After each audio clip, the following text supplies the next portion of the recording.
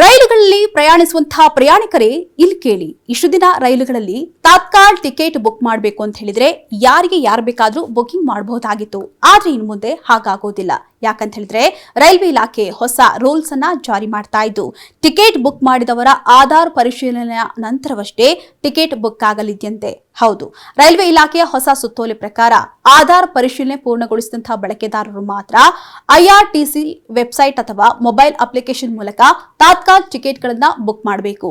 ಒಂದು ವೇಳೆ ತುರ್ತು ಸಂದರ್ಭದಲ್ಲಿ ಪ್ರಯಾಣಕ್ಕಾಗಿ ತಾತ್ಕಾಲ್ ಟಿಕೆಟ್ ಗಳನ್ನ ಬುಕ್ ಮಾಡಲು ಬಯಸಿದ್ರೆ ಐಆರ್ಸಿಟಿ ಖಾತೆಯನ್ನ ಆಧಾರ್ನೊಂದಿಗೆ ಲಿಂಕ್ ಮಾಡಬೇಕಂತೆ. ಇನ್ನು ಇದರಿಂದ ಟಿಕೆಟ್ ಬುಕಿಂಗ್ ಅನ್ನ ಪಾರದರ್ಶಕ ಅಥವಾ ಸುರಕ್ಷಿತವಾಗಿಸುವಂತಹ ಉದ್ದೇಶದಿಂದ ಈ ಬದಲಾವಣೆಗಳನ್ನ ಜಾರಿಗೆ ತರಲಾಗ್ತಾ ಇದೆಯಂತೆ. ಸದ್ಯ ಈ ನಿಯಮವನ್ನ ಜುಲೈ 15ರಿಂದ ಜಾರಿ ಮಾಡಲಾಗ್ತಾ ಇದ್ದು, ನಾರ್ಮಲ್ ಟಿಕೆಟ್ಗಳಿಗೆ ಅಷ್ಟೇ ಅಲ್ಲದೆ ಪ್ಯಾಸೆಂಜರ್ ರಿಸರ್ವೇಷನ್ ಸಿಸ್ಟಮ್ ಕೌಂಟರ್ಗಳ ಮೂಲಕವೂ ಕೂಡ ತಾತ್ಕಾಲ್ ಟಿಕೆಟ್ಗಳನ್ನ ಬುಕ್ ಮಾಡುವಾಗಲೂ ಕೂಡ ಈ OTP ಪರಿಶೀಲನೆಯ ಅಗತ್ಯವಿರುತ್ತಂತೆ. ಹೀಗಾಗಿ ಇನ್ನು ಮುಂದೆ ತಾತ್ಕಾಲ್ ರೈಲ್ವೆ ಟಿಕೆಟ್ ಬುಕಿಂಗ್ಗೆ ಆಧಾರ್ ಕಡ್ಡಾಯವಾಗಿ ಹೊಂದಿರಬೇಕು. ಅಲ್ಲದೆ ಆಧಾರ್ ಆಧಾರಿತ ಮೊಬೈಲ್ ಹೊಂದಿರಬೇಕು.